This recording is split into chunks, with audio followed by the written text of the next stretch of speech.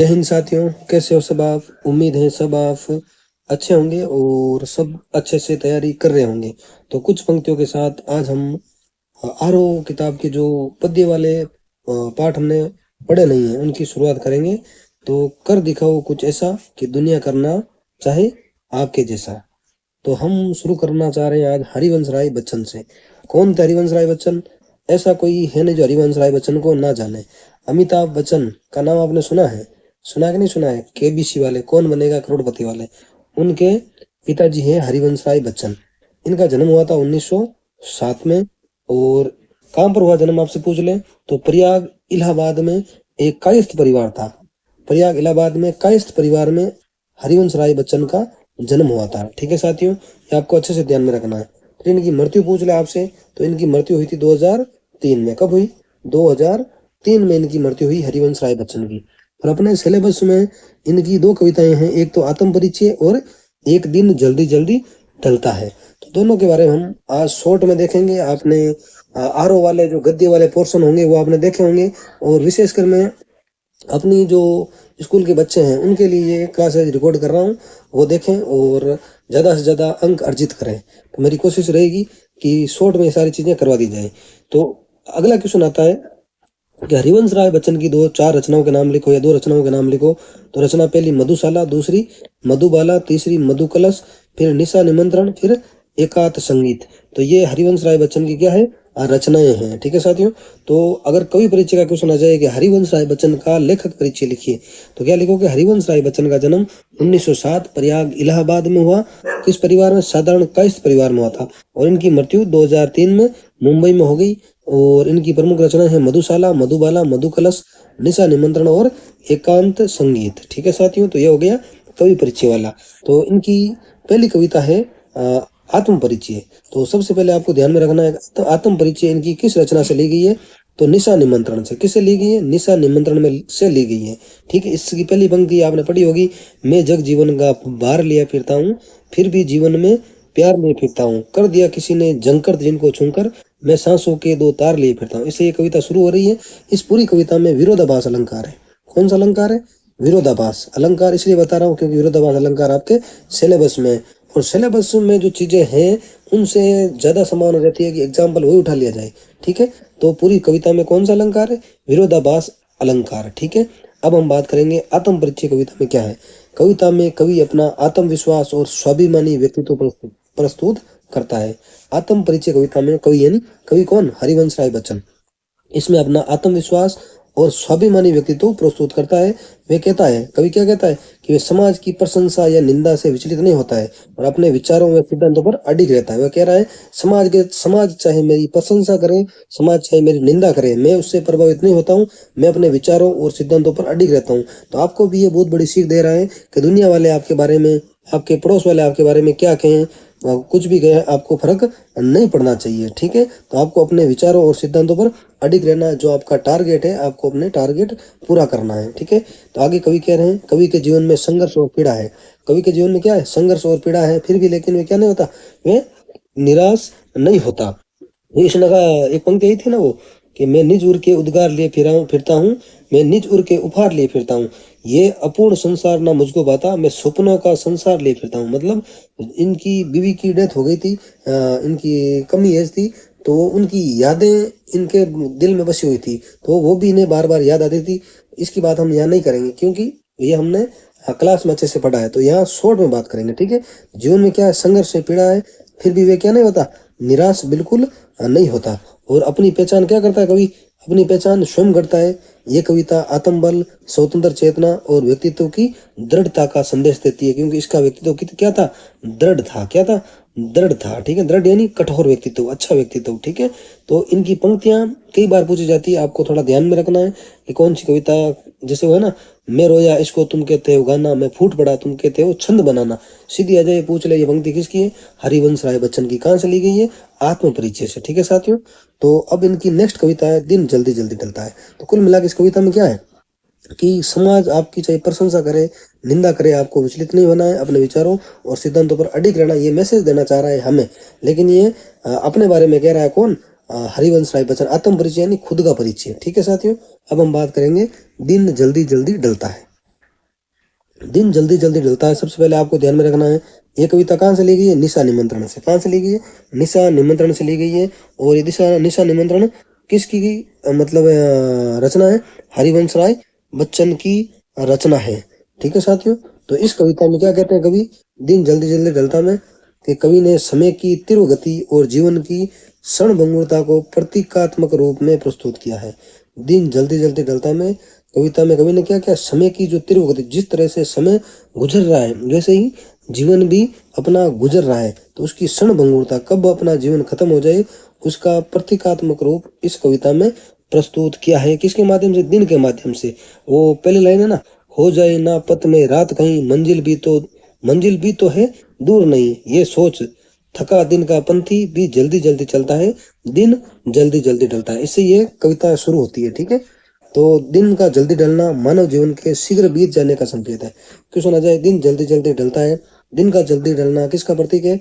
मानव जीवन के शीघ्र बीत जाने का संकेत है। कवि को जीवन में अपूर्णता, प्रतीक्षा और व्याकुलता का अनुभव होता है। जीवन में इसके जीवन में रिक्तता है, अपूर्णता है, इसे प्रतीक्षा है। ठीक है, प्रतीक्षा यानी वेट कर रहे हैं किसी का, व्याकुलता है, इसका अनुभव होता है, लेकिन फिर भी वे आशा नहीं छोड़ता है। इसे उम्मीद है कि कोई ना कोई मेरी जिंदगी में जरूर आएगा। वो है ना एक पंक्ति लास्ट में, मुझसे मिलने को कौन विकुल, मैं हूँ किसके हित चंचल, ये प्रश्न शिथिल करता पद को, भरता उर में विवलता, दिन जल्दी जल्दी ढलता है। कि मैं क्यों जल्दी कर जाऊँ, मुझसे मिलने को कौन विकुल है, मैं किसके लिए चंचल हूँ। ये अपने आप से ये क्वेश्चन कर रहा है कि दिन जल्दी जल्दी ढल रहा है, वो अपने आप को मोटिवेट कर रहा है। ठीक है साथियों, तो एक बार और बता दूं मैं इसमें क्या है? दिन का ढलना मानव जीवन के शीघ्र बीत जाने का संकेत है। कवि को जीवन में अपूर्णता, प्रतीक्षा और व्याकुलता का अनुभव होता है, फिर भी वे क्या नहीं छोड़ता? आशा नहीं छोड़ता है, और जीवन को क्षणभंगुर बताया है दिन के माध्यम से कवि ने। ठीक है साथियों, तो नेक्स्ट पार्ट पढ़ने से पहले एक आध पंक्ति और है, वैसे मैंने कवर कर दिया, ये पढ़ लो फिर भी। कि कविता जीवन की असारता, कविता जीवन की असारता, विरह बोध, अस्तित्व, जगत चेतना को व्यक्त करती है। मनुष्य को समय रहते जीवन के अर्थ को समझने की प्रेरणा देती है कि समय रह गया उसमें मतलब आपको जीना है। ठीक है साथियों, दूसरा पार्ट है अपने आलोक धनवा। तो आलोक धनवा के बारे में आपको थोड़ा ध्यान में रखना है। कवि परिचय का अगर क्वेश्चन आ जाए तो आलोक धनवा का जन्म 1948 में हुआ। कब हुआ? 1948। जिला मुंगेर बिहार में है। ठीक है, जिला मुंगेर कहाँ पर है? बिहार में। तो आलोक धनवा का जन्म ये है, स्थान ये है। और इसके बाद में इनकी कविता आपने लगी है पतंग कविता, आपने पढ़ी होगी। और पतंग कविता कहाँ से ली गई यह भी आपको ध्यान में रखना है। पतंग कविता दुनिया रोज बनती है से ली गई है। इनका काव्य संग्रह है कौन सा? दुनिया रोज बनती है, जिससे पतंग कविता ली गई है। ठीक है, इनके अलावा इनकी कोई रचनाएं आपसे पूछ ले तो आपको ध्यान में रखना, जनता का आदमी, भागी हुई लड़कियां, ब्रूनो की बेटियां, और एक है जनता का आदमी, इम्पोर्टेंट है। ठीक है, और भागी हुई लड़कियां, दो रचनाएं आप इनकी ध्यान रख लेना, तो सारी चीजें आपको करीब करीब कवर हो ही जाएगी, मतलब क्वेश्चन कवर हो जाएगा। ठीक है, फिर अपने सिलेबस में पतंग है। तो पतंग एक अच्छी कविता है, आपने पढ़ा होगा। पतंग की जो पहली पंक्तियां अच्छी पंक्तियां हैं कि सबसे तेज बौछारे गई, भादो गया सवेरा हुआ, खरगोश की आंख जैसे लाल सवेरा। इससे ये कविता शुरू हो रही है। ठीक है, यानी बारिश के मौसम के बाद भादो का महीने गया, बाद में बच्चे मतलब वो शरद आता है ना, इसमें है ना कि शरद आया पुलों को पार करते हुए, अपनी नई चमकीली साइकिल तेज चलाते हुए, घंटी बजाते हुए जोर जोर से। तो मतलब कुल मिला के इसका हम सारांश देखेंगे। कविता तो हमने पढ़ ली, अर्थ हमने क्लास में पढ़ लिया था। ठीक है, तो कुल मिला के मैंने ये पंक्तियां इसलिए पढ़ी है क्योंकि इस कविता में मानवीकरण अलंकार का अधिकतर प्रयोग हुआ है। कौन से अलंकार का? मानवीकरण अलंकार का। एक पंक्ति आई थी ना कि घंटी बजाते हुए जोर जोर से, मतलब वो शरद आया पुलों को पार करते हुए, यानी शरद ऋतु पुलों को पार करते हुए आ रहा है। क्या शरद ऋतु पुलों को पार कर सकती है? इसे मानवीय रूप दिया गया, इसलिए इसमें अलंकार कौन सा है? मानवीकरण अलंकार है। ठीक है साथियों, तो अब हम देखेंगे इस कविता का सारांश। बाकी ये सारी चीजें अपनी देखनी जरूरी नहीं है, तो सारांश देखना ज्यादा जरूरी है। ये कविता बचपन की स्वतंत्रता, कल्पना और उल्लास को व्यक्त करती है। ये कविता किसको? बचपन की जो बच्चों की स्वतंत्रता है, उनकी कल्पना शक्ति है और उल्लास यानी खुशी है, उसको व्यक्त करती है। पतंग बच्चों के लिए खुले आकाश में उड़ के सपने और आजादी का प्रतीक है। पतंग बच्चों के किसका प्रतीक है? कि खुले आकाश में उड़ना चाहते हैं, जैसे पतंग उड़ना चाह रही है, और वो आजाद रहना चाहते हैं, जैसे पतंग खुले आकाश में आजाद है। ठीक है, बच्चे जोखिम की परवाह किए बिना ऊंचाई छूना चाहते हैं। मतलब बच्चे जब पतंग उड़ाते हैं तो कई बार जो छत की भिंडी होती है ना, वहां तक चले जाते हैं, उन्हें डर नहीं लगता क्योंकि उनमें उल्लास रहता है, उनमें उत्साह रहता है, उनकी नजर पतंग पे रहती है, लेकिन फिर भी वो नहीं गिरते, बिल्कुल नहीं गिरते। आप चीज देखना, ठीक है ना। तो कवि बताता है कि बचपन में डर, बंधन, स्वार्थ नहीं होते हैं, केवल उत्साह, उड़ान और चाह होती है। बच्चों को खुशी होती है, उनमें कोई डर, बंधन, स्वार्थ नहीं होते हैं। जैसे पतंग है ना, तो पतंग को बच्चों का प्रतीक ही माना गया है एक तरह से। जैसे पतंग आकाश में, खुले आकाश में विचरण करती है, वैसे भी बच्चा चाहते हैं कि वो भी खुले आकाश में विचरण करें, उन्हें कोई भय, डर कुछ भी नहीं होता है, ठीक है। केवल उत्साह और उड़ान की चाह होती है। ये कविता स्वतंत्र चेतना और जीवन के प्रति सकारात्मक दृष्टि को दर्शाती है। इस कविता में क्या है, एक तो स्वतंत्र चेतना और जीवन के प्रति सकारात्मक दृष्टि को ये कविता दर्शाती है। वो है ना, एक लाइन आती है कि छतों के खतरनाक किनारों तक उस समय गिरने से बचाता है उन्हें सिर्फ उनका रोमांचित शरीर का संगीत। सीधा क्वेश्चन आ जाए कि छतों के खतरनाक किनारों को बच्चों को कौन बचाता है, तो उनका रोमांचित शरीर, उनको उत्साह है पतंग के प्रति, ठीक है। और एक पंक्ति और आई है, अगर वे कभी गिरते हैं छतों के खतरनाक किनारों से और बच जाते हैं, तब वे और भी निडर होकर सुनहले सूरज के सामने आते हैं। कई बार बच्चे क्या है, पतंग उड़ाते उड़ाते मान लो ये दीवार यहाँ तक आता है, तो अचानक लगता है कि अरे गिरते गिरते बचा। अगर वो बच जाते हैं तो फिर उनको और ज्यादा कॉन्फिडेंस आ जाता है, वे निडर हो जाते हैं और सुनहले सूरज के सामने वापस आते हैं, ठीक है। कुल मिला के बच्चों का सपना है कि वो जोखिम की परवाह किए बिना वो स्वतंत्र और कल्पना और उल्लास के साथ अपना जीवन व्यतीत करते हैं, ठीक है। तो कुल मिला के ये कविता स्वतंत्र चेतना और जीवन के प्रति सकारात्मक दृष्टि को दर्शाती है, ठीक है साथियों। अब नेक्स्ट कविता है आपके कुंवर नारायण नाम का एक लेखक है, जिनकी रचनाएं आपके सिलेबस में है। तो इनकी दो रचनाएं हैं जो अपने सिलेबस में। पहली है कविता के बहाने, दूसरी बात सीधी थी पर। कविता के बहाने देखने से पहले हम देखेंगे इनका जन्म कब हुआ। कुंवर नारायण का जन्म 1927 में कहाँ पर हुआ, उत्तर प्रदेश। उत्तर प्रदेश कहाँ पर है, यूपी में। कुंवर नारायण का जन्म उत्तर प्रदेश में हुआ, कहाँ पर हुआ, उत्तर प्रदेश में हुआ था। इनकी मृत्यु पूछ ले तो इनकी मृत्यु 2017 में हुई। कब हुई, 2017 में। करीबन 90 साल इन्होंने जीवन जिया है, ठीक है। फिर इनकी कविता है कविता के बहाने और बात सीधी थी पर। तो सबसे पहले ध्यान में रखना है, चलो ये बाद में देखेंगे, पहले आप रचना देख लेते हैं। तो अब सीधा एक क्वेश्चन आता है कि कुंवर नारायण की दो रचनाओं के नाम लिखो। तो एक रचना इनकी इन दिनों, दूसरी आत्मजयी, एक है आकारों के आसपास, फिर है कोई दूसरा नहीं। एक किसकी रचना है, कुंवर नारायण की। इन दिनों, आत्मजयी, आकारों के आसपास और कोई दूसरा नहीं, ठीक है। फिर कविता के बहाने। कविता के बहाने या कोई भी रचना है, सबसे पहले हमें पता रखना है कि कविता, ये रचना या ये कविता कहाँ से ली गई है। तो ये इनकी रचना इन दिनों है। कौन सी रचना है, इन दिनों। तो कविता के बहाने रचना कुंवर नारायण का जो काव्य संग्रह था इन दिनों, उससे लिया गया है। काव्य संग्रह और काव्य में फर्क पता है आपको। जैसे आपके एक किताब है आरो, इस किताब में खूब सारे पार्ट लगे हैं। ये आरो एक पूरा संग्रह है, उसमें से मान लो मैंने एक पार्ट निकाल लिया कविता के बहाने, तो ये खाली काव्य है। और ये पूरा क्या है, काव्य संग्रह है। मतलब खूब सारी कविताओं में से एक कविता ली है कविता के बहाने, ठीक है। इन दिनों बड़ा संग्रह है, उनमें से कविता ली गई है, कौन सी, कविता के बहाने। अब इस कविता में क्या है, देखो पहले तो कविता की तुलना कवि ने किस किस से करी, ये आपको ध्यान में रखना है। कविता की तुलना कवि ने एक तो चिड़िया से करी है। किसने करी, किससे करी है, चिड़िया से करी है। और किससे करी है, एक फूल से करी है, फूल। और बच्चों से करी है। किससे करी है, बच्चों से करी है। कविता की तुलना कवि ने एक तो चिड़िया से करी है, फूल से करी है और बच्चों से करी है। जैसे वो है ना, कविता एक उड़ान है चिड़िया के बहाने, पहली तुलना तो ये हो गई। फिर दूसरी, कविता एक खिलना है फूलों के बहाने। फिर क्या कहा, कविता एक खेल है बच्चों के बहाने। तो कुल मिला के तीन चीजों से कविता की तुलना कवि ने करी है, ठीक है। और कविता के बहाने कहाँ से ली गई है, इन दिनों से ली गई है, ठीक है साथियों। अब कविता के बहाने रचना में क्या है वो हम देखते हैं।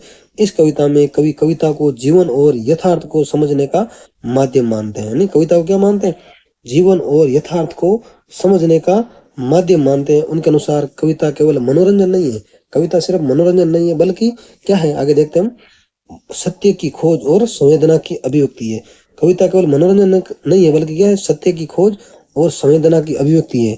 सीधा आ जाए कविता के बहाने। कविता में कविता क्या है, कविता क्या है, सत्य की खोज और संवेदना की अभिव्यक्ति है। कविता मनुष्य को उसके समय, समाज और अनुभवों से जोड़ती है। कविता मनुष्य को उसके समय से जोड़ती है, समाज से जोड़ती है और अनुभवों से जोड़ती है, ठीक है। कवि मानता है कि कविता के माध्यम से मनुष्य अपने भीतर बाहर की दुनिया को पहचानता है। मतलब कवि का मानना क्या है, कविता के माध्यम से मनुष्य अपने भीतर को पहचानता है, अपने बाहर की दुनिया को पहचानता है। ये रचना कविता की मानवीय, नैतिक और बौद्धिक भूमिका को स्पष्ट करती है। एक तो मानवीय भूमिका को, नैतिक भूमिका को और बौद्धिक भूमिका को स्पष्ट करती है। कौन सी कविता? कविता के महान। और बता रहा हूँ, कविता की तुलना कवि ने चिड़िया, फूल और बच्चे से करी है। ये आपके लिए इंपॉर्टेंट है। ये पूरी कविता मुक्तक छंद में रचित है। कौन से छंद में? मुक्तक छंद में रचित है। कौन सी? ये कविता के बहाने कविता। ठीक है साथियों। तो अगली कविता आपके हैं बात सीधी थी पर। कौन सी है? बात सीधी थी। सबसे पहले आपको ध्यान में रखना है, बात सीधी थी पर कविता इसके कौन से संग्रह से ली गई है? तो कोई दूसरा नहीं। किससे ली गई है? कोई दूसरा नहीं। इनका एक संग्रह है, उनसे ली गई है, बात सीधी थी पर। ठीक है साथियों। तो अब इसमें क्या है, एक बार क्या होता है, कोई बात हम सीधे तरीके से कह सकते हैं, लेकिन हम घुमा फिरा कर कहते हैं तो बात क्या है, निरर्थक हो जाती है, सारहीन हो जाती है। तो इसमें कहा गया है सीधी बात है, लेकिन उसको घुमा फिरा कर कहने से बात की शक्ति खत्म हो जाती है। तो उस के बारे में ये कविता है, तो ली गई है कोई दूसरा नहीं है से। ठीक है। इस कविता में कवि ने अभिव्यक्ति की कठिनाई को विषय बनाया। यानी कोई बात हम सरल शब्दों में कह सकते हैं, लेकिन कठिनाई में कहते हैं तो बात बिगड़ जाती है। यानी अभिव्यक्ति की कठिनाई को विषय बनाया गया इस कविता में। कवि कहना चाहता है कि बात सरल और स्पष्ट होते हुए भी उसे शब्दों में ठीक ठीक कहना आसान नहीं होता। विचार और भाषा के बीच का अंतर अभिव्यक्ति को जटिल बनाता। कई बार बात सीधी होती है, हम ज्यादा सोच के कहते हैं, तो अभिव्यक्ति का स्तर क्या बन जाता है? जटिल बन जाता है। कवि मानता है कि अनावश्यक सजावट और चमत्कार की कोशिश से भाव की सच्चाई खो जाती। कई बार हम बात को कहने के चक्कर में बात को ज्यादा घुमा देते हैं, तो उसका क्या चमत्कार, मतलब ज्यादा चमत्कार या ज्यादा सजावट डाल देते हैं बात में, तो क्या है मतलब अनावश्यक सजावट और चमत्कार की कोशिश से भाव की सच्चाई, यानी भावना क्या है बात की, वो खत्म हो जाती है।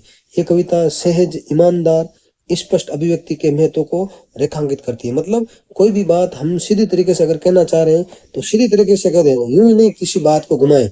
ठीक है। तो बात को घुमाने से बात की चूड़ी मर जाती है। इसमें आया ना कि बात सीधी थी पर भाषा के चक्कर में जरा टेढ़ी फंस गई। उसे पाने की कोशिश में भाषा को उल्टा पलटा, तोड़ा मरोड़ा, घुमाया फिराया कि बात या तो बने या फिर भाषा से बाहर आए। मतलब कुल मिला के यांत्रिक हो गई बात। तो कुल मिला के कोई भी बात हो तो हम सीधी बात कह सकते हैं, ज्यादा मतलब बात घुमाने से बात बिगड़ जाती है। कवि का कहना यही है। ठीक है साथियों। तो अगला अपने कवि है रघुवीर साई। कौन है? रघुवीर साई है, अच्छा कवि है। तो इनका जन्म आपको सबसे पहले ध्यान में रखना है। इनका जन्म कब हुआ? 1929। कब हुआ? 1929 में। एक मिनट साथियों, इनका जन्म हुआ था 1929। एक मिनट, थोड़ा पेन वाला चला गया, एक मिनट आप होल्ड करना है ना। हाँ, रघुवीर साय का जन्म आपको ध्यान में रखना है। सबसे पहले इनका जन्म हुआ था 1929। अब पूछ ले कहाँ पर हुआ इनका जन्म? इनका जन्म लखनऊ में हुआ। कहाँ पर हुआ? लखनऊ। लखनऊ उत्तर प्रदेश की राजधानी है। लखनऊ कहाँ पर है? यूपी में। उत्तर प्रदेश की राजधानी है लखनऊ। लखनऊ में रघुवीर साय का जन्म हुआ। इनकी मृत्यु 1990 में हुई। और इनकी रचना अपने सिलेबस में है, कैमरे में बंद अफाइज। कौन सी रचना? कैमरे में बंद अफाइज। ये रचना अपने सिलेबस में है। ठीक है साथियों। और ये रचना कहाँ से ली गई है? लोग भूल गए। इनका संग्रह है लोग भूल गए, उनसे ये रचना ली गई है। कौन सी? कैमरे में बंद अफाइज। ठीक है। फिर इनकी रचना, अलग रचनाएं पूछ ले के रघुवीर साय की दो रचनाओं के नाम लिखो। तो सीढ़ियों पर धूप में, आत्महत्या के विरुद्ध, हंसो हंसो जल्दी हंसो। तो ये आप ध्यान में रख लेना। बाकी और भी इनकी रचना है, लेकिन आप ये दो चार ये ध्यान रख लेना, आपके लिए ये खूब है, क्योंकि हमें कम पढ़ना है, अच्छा पढ़ना है और बार बार पढ़ना है। ठीक है साथियों। तो रघुवीर साय का जन्म 1929 लखनऊ उत्तर प्रदेश में हुआ। इनकी मृत्यु 1990 में हुई। अपने सिलेबस में कैमरे में बंद अफाइज रचना है, जो लोग भूल गए हैं से ली गई है। सीढ़ियों पर धूप में, आत्महत्या के विरुद्ध, हंसो हंसो जल्दी हंसो। किन की रचना है? रघुवीर साय की। ठीक है साथियों। अब देखो, कैमरे में बंद अपाहिज कविता में क्या है, इसमें एक अपाहिज को बुलाया जाता है कैमरे के सामने, कैमरा चालू करते हैं और इनको क्या मतलब है, मीडिया वालों को तो अपनी टीआरपी हासिल करना है, पैसा कमाना है, उनको इसकी विकलांगता से कोई मतलब नहीं। वो वेट कर रहे हैं ये कब रोए, ये जब भी रोए कैमरा चालू करे और हमें अच्छी टीआरपी मिल जाए। तो मीडिया की संवेदनहीनता दिखाई गई इस कविता में। क्या दिखाई गई है? मीडिया की संवेदनहीनता, कि पैसों के चक्कर में, टीआरपी के चक्कर में किस तरह मीडिया संवेदनहीन होता जा रहा है, इस कविता में ये बताया गया है। ये कविता मीडिया की संवेदनहीनता और अमानवीयता पर तीखा क्या करती है? व्यंग्य करती है। ठीक है, ध्यान रखना, मीडिया की संवेदनहीनता और अमानवीयता पर तीखा व्यंग्य किया गया है इस कविता में। कविता में एक अपाहिज व्यक्ति को कैमरे के सामने लाकर उसकी विकलांगता को दिखावा बनाया जाता है। मतलब अपाहिज व्यक्ति को सामने लाते हैं और उसकी विकलांगता को सिर्फ दिखावा बनाया जाता है। उनको उनसे कोई मतलब नहीं है, उनका तो यही है, पूछते हैं कि आप विकलांग हुए कैसे हुए, आपको विकलांग होकर कैसा लगता है, ये क्वेश्चन पूछने के क्वेश्चन नहीं है। इसलिए मीडिया की संवेदनहीनता और अमानवीयता पर तीखा व्यंग्य किया गया है। रिपोर्टर उससे बार बार सवाल करता है, लेकिन उसका उद्देश्य उसकी मदद करना नहीं है। रिपोर्टर इस विकलांग से बार बार सवाल करता है, लेकिन इसका उद्देश्य मदद करना नहीं है, बल्कि दर्शकों की सहानुभूति और टीआरपी पाना है। उसका उद्देश्य क्या है? दर्शकों की सहानुभूति और टीआरपी पाना है इसका उद्देश्य। किसका? जो रिपोर्टर है। ठीक है। कवि बताता है कि मीडिया अपाहिज के दर्द को बेचने की वस्तु बना देता है, कि अपाहिज का जो दर्द है उसे तो वो समझने की कोशिश नहीं कर रहा है, उसे क्या बना देना चाह रहा है? बेचने की वस्तु। ये रोएगा, अच्छा वायरल होगा, अच्छी टीआरपी मिलेगी तो पैसा कमाएगा, बेचने की वस्तु बना दिया अफाइज के दर्द को। कैमरा उसकी मजबूरी, पीड़ा और असहायता को कैद कर लेता है, और कैमरा उस अफाइज की मजबूरी, पीड़ा और असहायता को कैद करने की ताक में कब ये रोए और इसको कैद कर ले। लेकिन समाज और व्यवस्था निष्क्रिय बनी रहती है। कविता क्या संदेश देती है? ये कविता संदेश देती है कि जब संवेदना खत्म हो जाती है तब मनुष्य सिर्फ तमाशा बनाकर रह जाता है। जब क्या है, संवेदना खत्म हो जाए तो सिर्फ मनुष्य क्या बन के रह जाता है? तमाशा बन के रह जाता है। ठीक है साथियों, तो ये कविता है एक अपाहिज के दर्द को किस तरह मतलब संवेदनहीन मीडिया के सामने दिखाया गया है। वो रोता नहीं, ये वेट कर रहे हैं ये कब रोए और कब इसको रिकॉर्ड करें। इसमें आया ना कि हम दूरदर्शन पर बोलेंगे, हम समर्थ शक्तिमान, हम दुर्बल को लाएंगे एक बंद कैमरे में, उससे पूछेंगे आप क्या अपाहिज है, आप क्यों अपाहिज है, मतलब क्वेश्चन कर रहे हैं कि आप क्या अपाहिज है, फिर पूछ रहे हैं कि आप क्यों अपाहिज है, फिर कह रहे हैं कि आपको आपका अपाहिजपन दुख देता होगा, फिर कह रहे हैं बताओ आपका दुख क्या है, पता है अभी विकलांग है, ये इसका दुख है। तो उनका मतलब यही है कि कुल मिला के अपाहिज को और ज्यादा अपाहिज करना दिमागी रूप से। और लास्ट क्वेश्चन क्या करते हैं कि आपको अपाहिज होकर कैसा लगता है, तो ऐसा क्वेश्चन नहीं करना चाहिए। तो इसमें मीडिया की संवेदनहीनता और अमानवीयता पर तीखा प्रहार किया गया है। ठीक है साथियों, तो अगला पार्ट हमारा है शमशेर बहादुर सिंह। कौन सा है? शमशेर बहादुर सिंह। तो शमशेर बहादुर सिंह की कविता है उषा। कौन सी कविता है? उषा कविता है, अच्छी कविता है और इससे भी क्वेश्चन पूछा जा सकता है। तो सबसे पहले आपको ध्यान में रखना है शमशेर बहादुर सिंह का जन्म कब हुआ? 1911 में। कब हुआ? 1911। कहाँ पर? देहरादून। कहाँ पर हुआ? देहरादून, उत्तरांचल में एक जगह है, उत्तरांचल स्टेट है, अब तो इसका नाम उत्तराखंड हो गया है, उत्तरांचल। देहरादून में इनका जन्म हुआ, मृत्यु 1993 1993 यानी 1993 में। कविता का नाम क्या? उषा। अब पूछ ले, उषा कविता शमशेर बहादुर सिंह के किस संग्रह से ली गई है? तो काल तुझसे होड़े मेरी से उषा कविता ली गई। काल तुझसे होड़े मेरी, इससे ये कविता ली गई है। और पूछ ले शमशेर बहादुर सिंह की दो रचनाओं के नाम लिखो। तो चुका भी नहीं हूँ, कुछ कविताएं, इतने पास अपने, काल तुझसे होड़े मेरी। ये किसकी रचनाएं? शमशेर बहादुर सिंह की रचनाएं हैं। ठीक है साथियों, अब देखो उषा कविता में क्या है, उषा की तुलना करिए। यानी पहली पंक्ति से शुरुआत क्या है कि प्राते नभ था बहुत नीला शंख जैसे, भोर का नभ राख से लिपा हुआ चौका, बहुत काली सिर सिल जरासी लाल केसर से। मतलब उषा की तुलना किस किस से करिए, हमें वो पढ़ना। एक तो उषा की तुलना करिए, मैं लिख देता हूँ यहाँ पे, उषा की तुलना किस किस से करिए अगर ये भी क्वेश्चन आ जाए। एक तो नीला शंख, मतलब प्रातः नभ कैसा लग रहा है? जैसे कोई नीला शंख है। फिर राख से लिपा हुआ, जैसे चौका होता है ना, राख से लिपा, राख से लिपा, राख से लिपा चौका यानी चूल्हा कैसा होता है, उससे तुलना करिए। और किससे करिए? जो काली स्लेट, मतलब काली जो सिलाड़ी होती है ना, मतलब जो जिसमें कुछ बांटते हैं मिर्ची वगैरह, अब तो नहीं बांटते, पहले बांटते थे। ठीक है, जैसे कोई पत्थर है जिस पर क्या मतलब लाल केसर से उसे धो दिया हो, लाल केसर से कोई पत्थर है उसे लाल केसर से जैसे धो दिया गया हो। और किससे करिए? कोई स्लेट है, क्या है? कोई स्लेट है, उस पर लाल खड़िया यानी लाल चौक मल दी गई हो, उससे तुलना करिए। मतलब इस तरह सुबह का नजारा है। उषा किसे कहते हैं? सुबह होने से पहले का जो समय, उसे क्या कहते हैं? उषा कहते हैं। तो एक तो नीले शंख से, यानी प्राते नभ था बहुत नीला शंख जैसे, मतलब सुबह की तुलना नीले शंख से करिए उषा की। और करिए राख से लिपा चौका होता है उससे, जैसे। और किसे करिए? लाल केसर से कोई पत्थर धो दिया गया हो, या फिर लाल खड़िया यानी किसी स्लेट पर लाल चौक चला दी गई हो, उससे उषा की तुलना करी है। ठीक है साथियों, अब हम देख लेते हैं इस कविता में क्या है। देखो, उषा कविता में कवि ने प्रातःकाल के सौंदर्य और उसकी कोमल शांत अनुभूति का चित्रण किया। इसमें प्रातःकाल का जो सौंदर्य है और उसकी कोमल शांत और अनुभूति का चित्रण, जब उषा होती है सुबह सुबह एकदम शांति होती है, उसकी कोमल शांत अनुभूति का चित्रण किया है। उषा किसे कहते हैं? सीधा क्वेश्चन आ जाए। उषा यानी सुबह की पहली किरणें अंधकार को धीरे धीरे हटा रही है। मतलब जो सुबह की पहली किरणें वो अंधकार को धीरे धीरे हटा रही है, यानी आशा और नव जीवन का संदेश देती है। कौन? उषा। मतलब उषा आशा और नवजीवन का संदेश देती है। कवि सुबह के वातावरण को सजीव और चित्रात्मक ढंग से प्रस्तुत कर रहा है। मतलब इनमें इस कविता में कवि जो सुबह का वातावरण है उसको सजीव और चित्रात्मक ढंग से प्रस्तुत कर रहा है। इस कविता में प्रकृति की नवीनता, ताजगी और शांति दिखाई देती है। मतलब सुबह सुबह का आप सूर्योदय का टाइम देखो, आप उषा का टाइम, आपको एक सुकून सा महसूस होगा।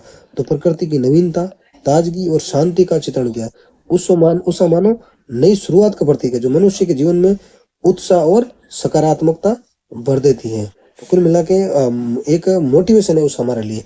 तो उषा जो सुबह होने से पहले का टाइम है उसे क्या कहा गया है? उषा कहा गया है। ठीक है। और लास्ट में और भी इन्होंने तुलना करी कि नील जल में या किसी की घोर झिलमिल देह, यानी उनको ऐसा उषा लग रहा है जैसे सुबह सुबह जब सूर्य निकलता है कोई पानी पास में, ऐसे लग रहा है किसी नायिका का शरीर उसमें, गोरा शरीर उसमें झिल मिला रहा है। ऐसे उषा का वर्णन कवि ने किया है। मतलब चित्र सीधा बन रहा है। हमने क्लास में ये चीजें पढ़ी थी। ठीक है साथियों। तो उषा कविता अपनी यहाँ पूरी हो जाती है। अब अगली कविता है अपने सूर्यकांत त्रिपाठी निराला की बादल राग। कौन सी है? बादल राग। बादल राग भी एक अच्छी कविता है। इसमें क्या है हम अब बात करेंगे। ठीक है साथियों। तो बादल राग, बादल राग के रचयिता कौन है? सूर्यकांत त्रिपाठी निराला। इससे पहले मैं आपसे क्वेश्चन करूंगा कि छायावाद की काव्य धारा थी, उसमें कितने कवि थे? 4 कवि थे। कितने थे? 4। आपको पता होना चाहिए। सीधा क्वेश्चन आ जाए, 2 छायावादी कवियों के नाम लिखो, तो आपको आना चाहिए। एक तो सूर्यकांत त्रिपाठी निराला हो गए, एक तो हो गए निराला। कौन हो गए? निराला। दूसरे कौन से हो गए? जयशंकर प्रसाद। कौन हो गए? जयशंकर प्रसाद। तीसरे कौन से हो गए? सुमित्रा नंदन पंत। कौन हो गए? सुमित्रा नंदन पंत। और चौथी है महादेवी वर्मा। चौथी कौन है? महादेवी वर्मा। तो ये चारों कवियों के नाम आपको पता होना चाहिए। सीधा आपसे कुछ पूछ लेंगे क्वेश्चन के छायावाद में कौन सा कवि नहीं है, तो ये अच्छा क्वेश्चन है, पूछा जा सकता है। तो सूर्यकांत त्रिपाठी निराला, इनके बारे में हम अब पढ़ेंगे। निराला कौन थे? निराला का जन्म कब हुआ? 1899 में। कहीं कहीं 1896 में भी है, कहीं कहीं 97 में भी है। ठीक है। आप 1899 याद रख लेना। ठीक है। इनकी जन्म कहाँ पे वो पूछ ले तो महिषादल राज्य, मेदिनीपुर बंगाल, यानी महिषादल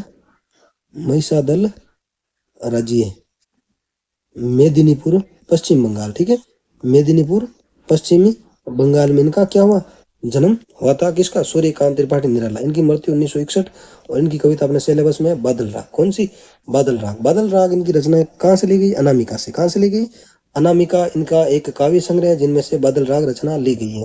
फिर देखो इनकी रचनाएं। पहली रचना अनामिका, दूसरी परिमल, तीसरी गीतिका, फिर नए पत्ते और तुलसीदास। क्वेश्चन आ जाए कि सूर्यकांत त्रिपाठी निराला की 2 रचनाओं के नाम लिखो, तो अनामिका, परिमल, गीतिका, नए पत्ते, तुलसीदास। तो ये आपको रचनाएं ध्यान में रखनी है।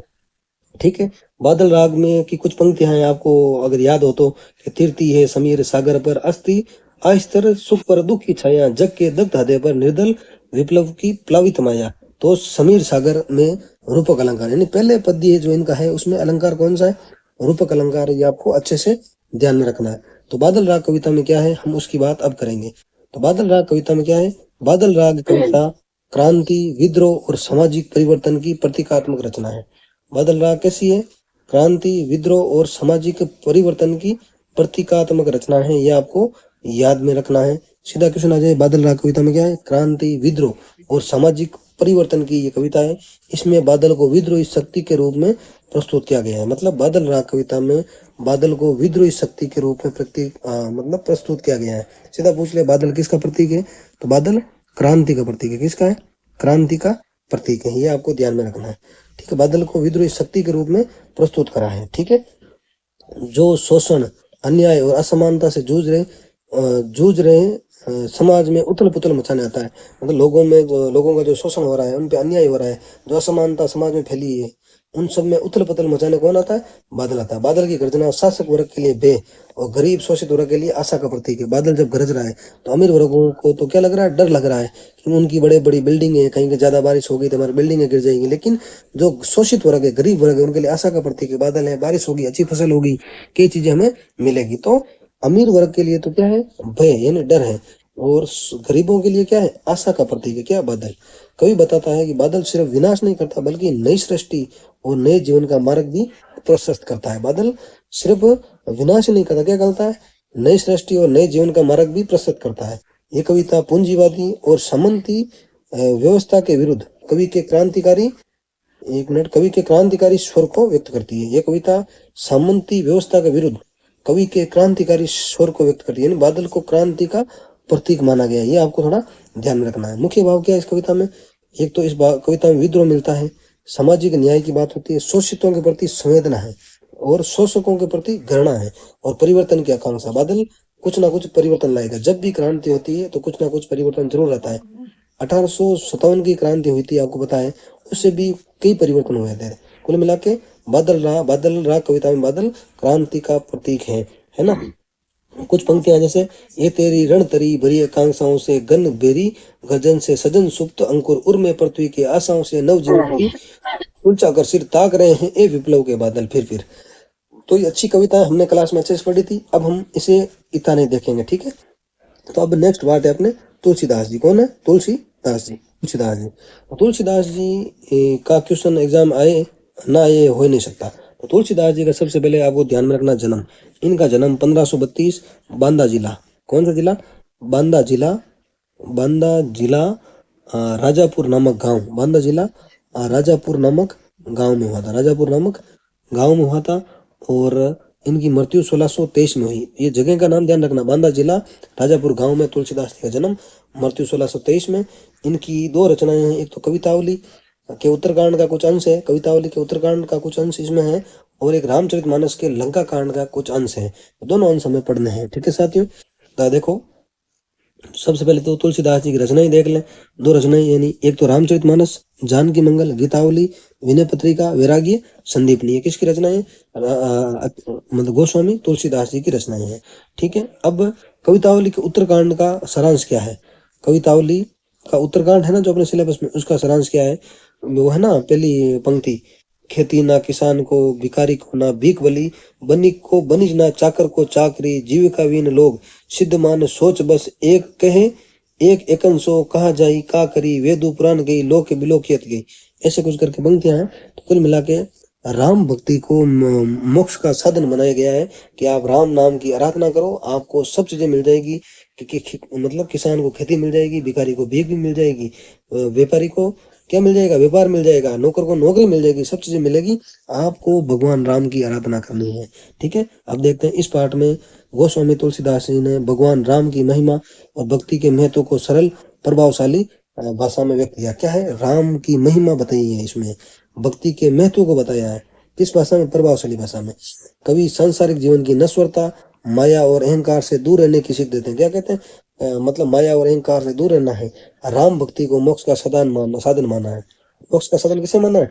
राम भक्ति को माना है कि आपको राम की भक्ति करनी है, ठीक है।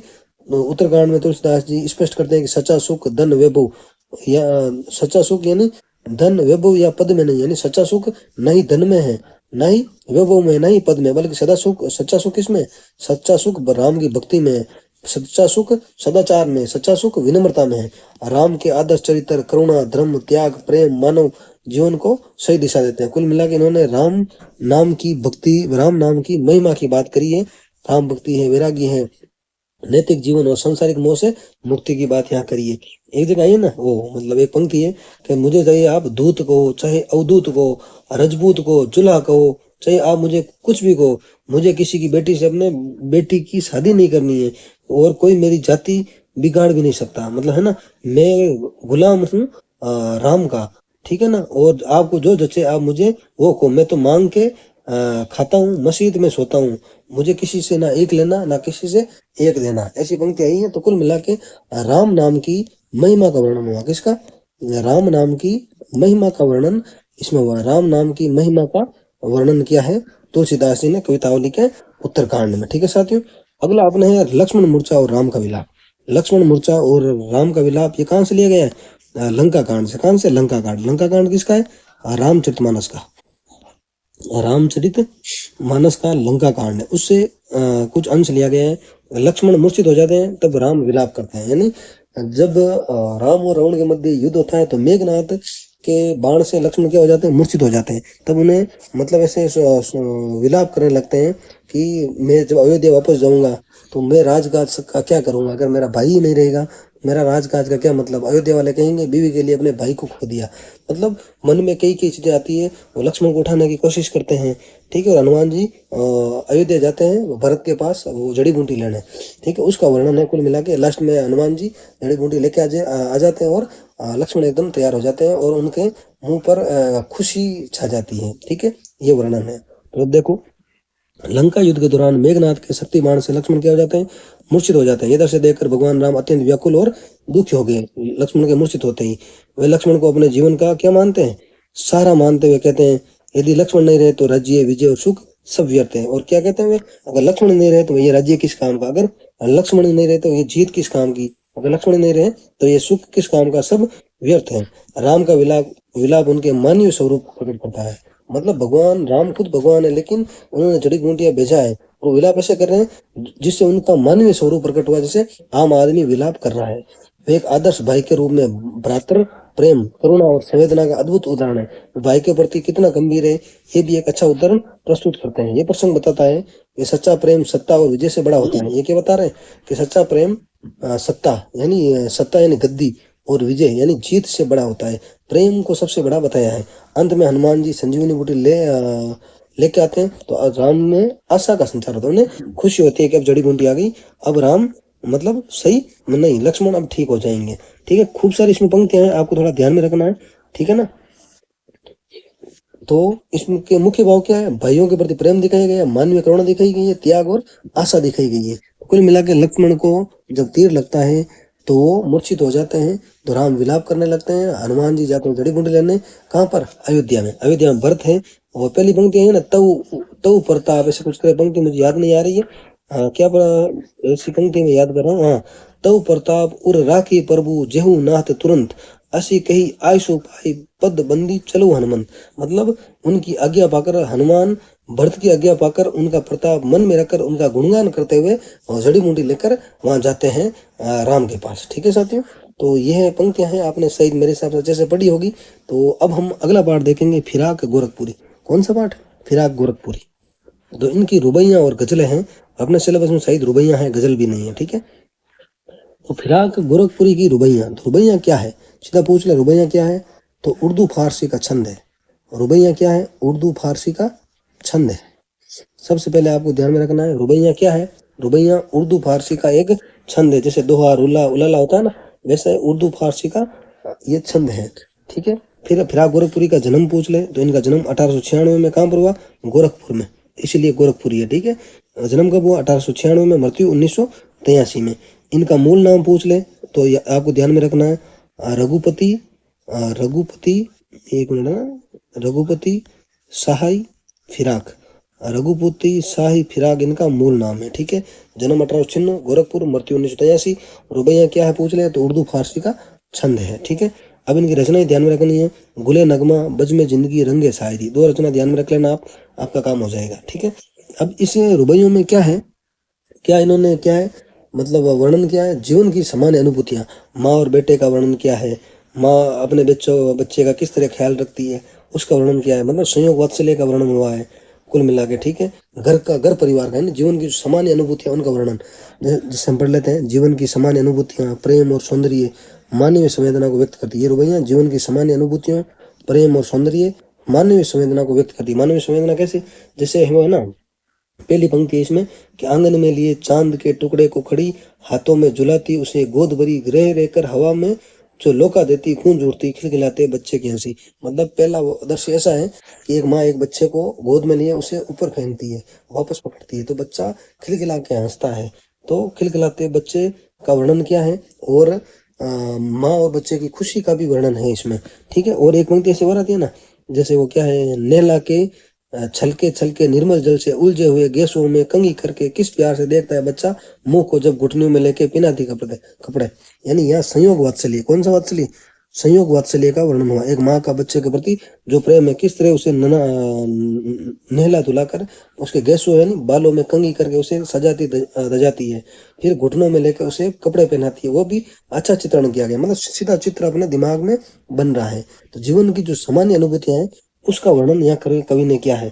एक अच्छी पंक्ति जो मुझे लगी है कि आंगन में ठुनक रहा है जिदिया है, बालक तो है ही चांद पे ललचाया है, दर्पण उसे दे कि कह रही है माँ देख आईने में चांद उतर आया है। मतलब एक बार बच्चा क्या करता है, चांद देख लेता है। क्या देख लेता है? चांद देख लेता है। और माँ को कहता है मुझे तो ये चांद ही चाहिए। तो अब चांद तो माँ ला नहीं सकती, तो माँ क्या करती है, चांद के सामने आईना करती है, आईने में चांद दिखा देती है और बच्चे को राजी कर देती है। मतलब अच्छी कविता है।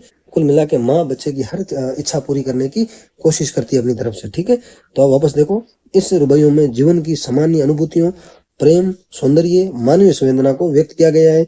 इन रुबाइयों में कवि ने क्षणभंगुर जीवन के बीच प्रेम और मानवीय रिश्ते को सबसे मूल्यवान बताया है। क्षणभंगुर छोटा सा जीवन के बीच में प्रेम, माँ बेटे का प्रेम है, जो मानवीय रिश्ते हैं उनको सबसे मूल्यवान बताया है। प्रेम केवल शारीरिक नहीं बल्कि प्रेम कैसा है, आत्मिक भावनात्मक रूप में सामने आता है। इसमें केवल शारीरिक प्रेम नहीं है, कैसे आत्मिक और भावनात्मक रूप से सामने आता है। ठीक है साथियों, तो ये इनकी रुबाइयां थी। और आगे देखो, थोड़ा सा और देख लो। कवि संसार की नश्वरता के बाद जीवन को पूरे मन से जीने की प्रेरणा देता है। अब कह रहे हैं पता है जीवन नश्वर है, लेकिन जब तक जियो मौज से जियो, पूरे मन से जियो, इसकी प्रेरणा कवि इन रुबाइयों के माध्यम से देना चाह रहा है। रुबाइयों में भाषा कैसी है, सरल है, भाव गहरा है। नहीं, भाषा तो इनकी सरल है, लेकिन भाव कितना गहरा है।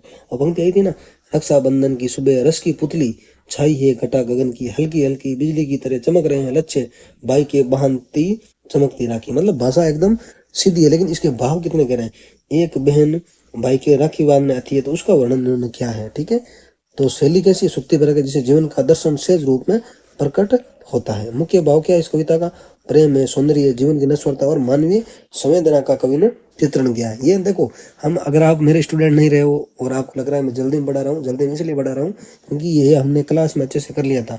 ये एज ए रिविजन वीडियो है। कैसा वीडियो है? एज ए रिविजन वीडियो है, जिससे आपको अच्छे नंबर मिल सके।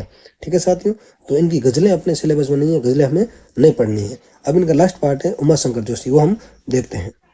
उमा शंकर जोशी का सबसे पहले तो आपको जन्म ध्यान रखना है। इनका जन्म कब हुआ? 1911 में। कब हुआ? 1911 में हुआ। कहाँ पर हुआ पूछ ले तो गुजरात में। कहाँ पर हुआ? गुजरात में 1911 में उमा शंकर जोशी का जन्म हुआ।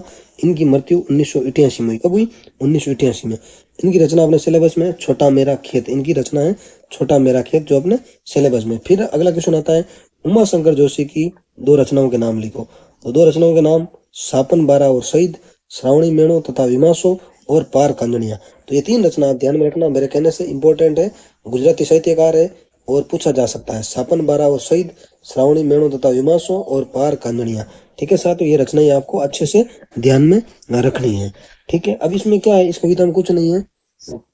कविता मतलब कविता की तुलना या खेत से की गई है। कविता या काव्य की तुलना किससे करी है? मतलब कागज के पन्ने से करी है। कागज के पन्ने से या खेत से, मान लो आप, मतलब काव्य की तुलना या कागज की तुलना खेत से करी है, वो है ना।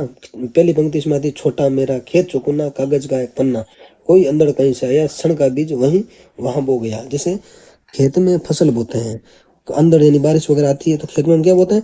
फसल बोते हैं। ठीक है, तो उससे उसमें फिर रासायन डालते हैं, कई चीजें डालते हैं, तो लास्ट में फसल खड़ी होकर तैयार हो जाती है। वैसे ही कवि के मन में कोई विचार आते हैं, कोई विचार इसके दिमाग में आया, फिर उसने कुछ लिखा और बाद में वो क्या बन गई?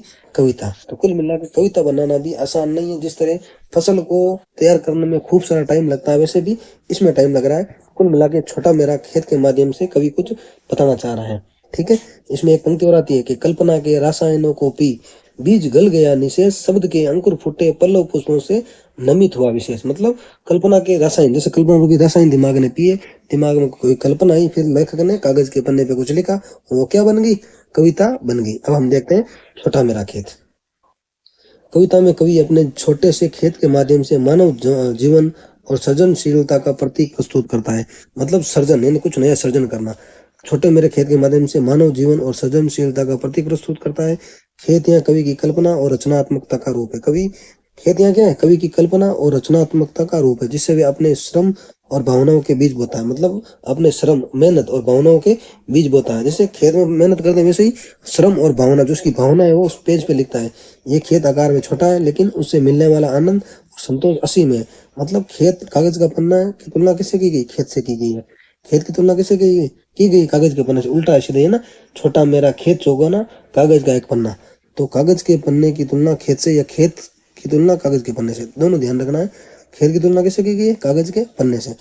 ठीक है, तो इसमें क्या, खेत आकार में छोटा, लेकिन उससे मिलने वाला आनंद और संतोष असीम। इस पन्ने में इन्होंने बहुत कुछ लिखा जो इनके मन में, दिमाग में आया, कल्पना इनको सूझी, उन्होंने लिखा, तो इससे इनको क्या मिला? असीम आनंद मिला, संतोष मिला। ठीक है, कवि बताता है कि सच्चा सुख भौतिक विस्तार में नहीं है, सच्चा सुख भौतिक विस्तार में नहीं बल्कि आत्मिक संतुष्टि और रचनात्मक श्रम में निहित है। ये नहीं आपने बड़ी बड़ी बिल्डिंग बना ली, ये कर लिया, वो कर लिया, उसमें सच्चा सुख नहीं है। सच्चा सुख मन में अगर शांति है, संतुष्टि है, यानी आपने अच्छी रचनात्मक श्रम किया, अच्छी रचनाएं करी, उसमें सच्चा सुख निहित है। तो कविता जीवन को सरल, श्रमशील और आत्मिक बनने की प्रेरणा देती है। तो मुख्य भाव की इस कविता में रचनात्मकता है, श्रम का महत्व है, और क्या है, एक मिनट हम साथियों, ये क्या अटक जाता है कई बार। तो इस कविता में मुख्यतः क्या, अगर सब पूछ ले आपसे तो आपको ध्यान में रखना है, कहाँ गया, रचनात्मकता, श्रम का महत्व है, आत्म संतोष और सरल जीवन का वर्णन कवि ने किया है। और खेत की तुलना कागज के पन्ने से करी है। कागज, जिस तरह खेत में हम कई तरह रसायन, खाद, बीज डालते हैं तब फसल तैयार होती है, वैसे ही लेखक के दिमाग में जो कुछ चीजें आती है, कल्पना, भाव, वो कागज के पन्ने में लिखता है और वो कविता बन जाती है। ठीक है, कुल मिला के ये लाइन आप ध्यान रखना, इससे आपका काम हो जाएगा। फिर है बगुलों के पंख। कौन सी कविता? बगुलों के पंख। इसमें कुछ नहीं है, कवि बैठा है एकदम कुर्सी लगा के, ऊपर देख रहा है आकाश में, बगुले जा रहे हैं। बगुले जैसे अपने कुर्जा, आपने देखी होगी कुर्जा जा रही है तो आपने सौंदर्य पे कुछ लिख दिया, वैसे ही कवि ने बगुलों के पंख में लिख दिया। यानी बगुलों के पंख कविता में कवि ने प्रकृति के सौंदर्य और उससे उपजने वाली आत्मिक शांति का चित्रण किया। यानी बगुले उड़ रहे हैं, बगुले पंक्ति बना के जा रहे हैं, तो उनका जो सौंदर्य है, उन सौंदर्य यानी सुंदरता को देखकर कवि को जो आत्मिक शांति मिली है, उसका चित्रण कवि ने किया है। कि आकाश में उड़ते बगुलों के पंख, बगुलों के सफेद पंख कवि को पवित्रता, सरलता और स्वतंत्रता का अनुभव कराते हैं। आकाश में बगुले उड़ रहे हैं, वो उनको किसका अनुभव? पवित्रता का अनुभव, सरलता का अनुभव, स्वतंत्रता का अनुभव कराते हैं। ये दृश्य कवि के मन में आनंद और शांति भर देता है, तो इसने ये कविता लिख दी। ठीक है, कविता क्या संदेश देती है? कविता संदेश देती है कि प्रकृति के छोटे छोटे दृश्य भी मनुष्य के जीवन में सकारात्मकता और संतुलन ला सकते हैं। यानी प्रकृति के छोटे छोटे दृश्य हैं, लेकिन मनुष्य के जीवन में क्या ला सकते हैं? सकारात्मकता ला सकते हैं, संतुलन ला सकते हैं। भाग दौड़ भरे जीवन में प्रकृति से जुड़ना आत्मा को सुकून देता है। मतलब भाग दौड़ भरे जीवन में हम थोड़ा सा आराम से बैठे, खुद को टाइम दे, फिर आप दृश्य देखो प्रकृति का, आपको बहुत ज्यादा आत्मिक शांति मिलेगी। वैसे कवि ने क्या देखा? बगुलों के पंखों को देखा जाते हुए, तो उन्होंने कविता लिख दी और आत्मिक शांति ने मिली है। वो है ना पंक्ति कि नभ में पांति बंदे बगुलों के पंख, चुराए ली जाती वे मेरी आंखें, कजरा रे बादल की छाई नभ छाया, तैरती सांझ की सतेज श्वेत काया। तो कुल मिला के बगुलों का दृश्य है, एक बार और देख लो। ये सीधा है लेकिन क्वेश्चन आने की संभावना बहुत ज्यादा है। बगुलों के पंख कविता में कवि ने प्रकृति के सौंदर्य, उससे उपजने वाली आत्मिक शांति का चित्रण किया है। आकाश में उड़ते बगुलों के पंख कवि को पवित्रता, सरलता और स्वतंत्रता का अनुभव कराते हैं। ये दृश्य कवि के मन में आनंद और शांति भर देता है। कविता क्या संदेश देती है? संदेश देती है कि प्रकृति के छोटे छोटे दृश्य भी मनुष्य के जीवन में सकारात्मकता और संतुलन ला सकते हैं। भाग दौड़ भरे जीवन में प्रकृति से जुड़ना आत्मा को सुकून देता है, आनंद देता है। ठीक है साथियों, ये अपनी आरोह और वितान किताबें करीब करीब पूरी हो गई हैं। अब मेरी आपको एक सलाह है, आपको एक चार्ट बनाना है। वैसे मेरे जो स्टूडेंट है उनको तो मैंने बता रखा है, आप अगर मेरे स्टूडेंट नहीं रहे हो, आप यहाँ वीडियो देख रहे हो, तो मैं आपको एक छोटी सी सलाह दूंगा, फ्री की सलाह है। आप ये सलाह जरूर माने, आपको फायदा ही होगा, कोई नुकसान नहीं होगा। आपको क्या करना है, एक पेज लेना है, पेज में एक तो आपको लगाना है मतलब लेखक का नाम, मतलब दोनों किताबों में जितने भी लेखक है, जैसे लेखक का नाम लिख दिया हरिवंश राय बच्चन, पहला पार्ट है हरिवंश राय बच्चन। ठीक है, हरिवंश राय बच्चन, ये हो गया पाठ। पाठ का नाम क्या है? आत्म परिचय। पाठ का नाम आपको लिखना है, ऊपर ऊपर की चीजें आपको पता होना चाहिए। आत्म परिचय और दिन जल्दी जल्दी डलता है, दिन जल्दी जल्दी डलता है, दिन जल्दी जल्दी डलता है, ये लिख दिया। मतलब पाठ का लेखक का नाम हो गया, पाठ का नाम हो गया। लाइन खींची, हरिवंश राय की बच्चन की दो रचनाएं लिखनी है, मधुशाला, मधुशाला, मधुबाला, मधुशाला, मधुबाला। फिर इनका जन्म मृत्यु भी लिख लेना आप साथ में। 1907 में जन्म, 2003 में मृत्यु हुई थी। कुल मिला के हर कवि का आपको ये एक चार्ट बना लेना है। ठीक है, और विधा, मतलब विधा लिखनी है। इस पाठ का प्रकार क्या है? ऐसे कविता वाले पाठ है ना जो आपके पद्य वाले, उसमें तो आपको विधा नहीं लिखनी है। ठीक है, और जो गद्य वाले उसमें विधा लिखनी है। जैसे महादेवी वर्मा है, ठीक है, हमने लिखा महादेवी वर्मा। ठीक है, इनका जन्म और मृत्यु लिख लो। 1907 में जन्म, मृत्यु 1987 में। ठीक है, फिर इनकी रचना है भक्तिन। कौन सी रचना है? भक्तिन। भक्तिन का नाम लिख लिया आपने। फिर इनकी दो रचना लिख लो महादेवी वर्मा की, यमा लिख लो और नीरजा लिख लो, कुछ भी लिख लेना, दो रचनाएं। फिर इस पाठ की विधा क्या है? इस पाठ की विधा आपको कोष्टक में लिख लो या नीचे लिख लो या यहाँ लिख लो। तो इस पाठ की विधा क्या है बताओ आप? इस पाठ की विधा है संस्मरण। क्या है? संस्मरण या संस्मरणात्मक रेखा चित्र कह सकते हो। तो कुल मिला के आपको दोनों किताबों में जितने पाठ है उनका एक चार्ट बना लेना है और एग्जाम में एंटर करने से पहले पहले ये चार्ट दे के जाना। इस चार्ट से आपके कम से कम 5 क्वेश्चन आ जाएंगे, और 5 क्वेश्चन तो ये, और व्याख्या वाले क्वेश्चन आएंगे वो अलग से। मतलब इस चार्ट से आपको बहुत ज़्यादा फायदा मिलेगा। मैं जो मेरे स्टूडेंट उनको बराबर मैं रेगुलर बताता आ रहा हूँ, उन्हें पता है। आपको मैं कह रहा हूँ, अगर आप नहीं हो तो आपको एक चार्ट बना लेना है। लेखक का नाम, पाठ का नाम और उसकी 2 रचनाएं और विधा। विधा इन पाठ का प्रकार किया है, तो इस पाठ का प्रकार है संस्मरण। तो आपको ये चार्ट बना लेना है। ठीक है साथियों, तो आपको ये ध्यान रखना है और अच्छे से पेपर करके आना है। मेरी तरफ से आपको अग्रिम शुभकामनाएं। उम्मीद करता हूँ आप हिंदी में 100 में से 100 नंबर लाने की पूरी कोशिश करोगे। हमने किताबें पूरी कर ली है, अब हमारा अभिव्यक्ति और माध्यम का कुछ पोर्शन है, निबंध है, पत्र है, ये सारे अभिव्यक्ति और माध्यम के हिस्से हैं। ये हम एक अलग वीडियो में और कर लेंगे। एक वीडियो और आएगा, उससे आपका करीब करीब सारा सिलेबस कवर हो जाएगा। उसके बाद में 3 वीडियो जो बनेगा ना, उसका टोटल का एक वीडियो बना दूंगा। ठीक है साथियों, मिलते हैं नेक्स्ट वीडियो में नेक्स्ट टॉपिक के साथ। जय हिंद, जय भारत।